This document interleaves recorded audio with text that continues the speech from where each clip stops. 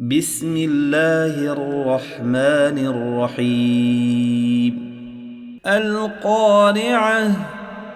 ما القارعة؟ وما أدراك ما القارعة؟